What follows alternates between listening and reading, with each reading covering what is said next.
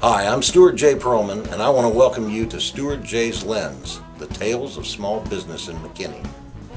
We focus on the stories and personalities of the people who make up small business in McKinney. We want to know who they are, how they got into the business, how they named their business. Something fun and interesting, and not just what they do or sell. If you think you have a story to tell, send me an email. But I have to tell you up front, it better be good. I hope you enjoyed today's tale. It comes straight from small business in McKinney. I'm a State Department brat. My parents were with the American Embassy. When Daddy left the State Department, we lived in Washington, D.C. So D.C. is sort of my hometown, but you can't find a place to park. So I came to McKinney where my sister-in-law and brother lived because I wanted to be near family. And they said it never snowed in Texas, and that first winter we had the worst ice storm that had ever hit McKinney, Texas. But I stayed anyway. My sister-in-law got me in the sign business. She had a business down on South Tennessee Street, and she did stained glass and antiques, and she needed a sign, and nobody told me I couldn't do a sign.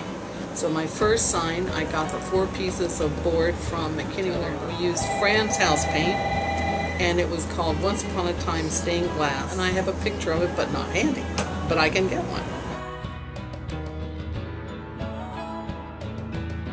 Well, I didn't know what a banner was. I went to Walmart and I got 2 plastic white tablecloths, took them home, sewed them together, came back to the shop, put this thing on the floor and lettered the first sign that I had ever made in a banner rather.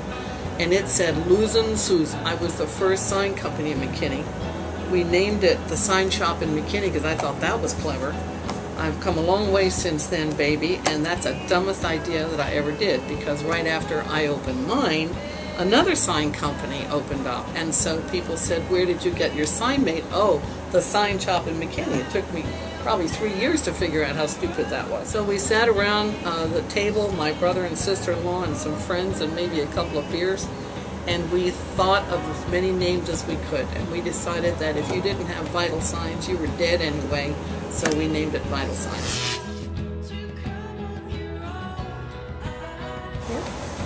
This is our big table room. We need lots of space, and we do silk screening in here. That's our silk screening table. It doesn't look like much, but that's what it is. McKinney Dance Academy, she's been teaching dance to little kids in McKinney for 20 years.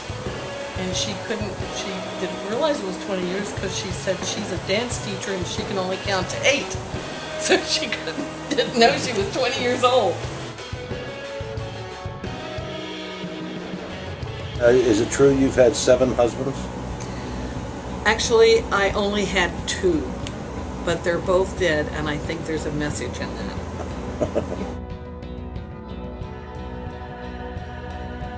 You didn't ask this, but one thing about us that I think is really good is that we are personally committed.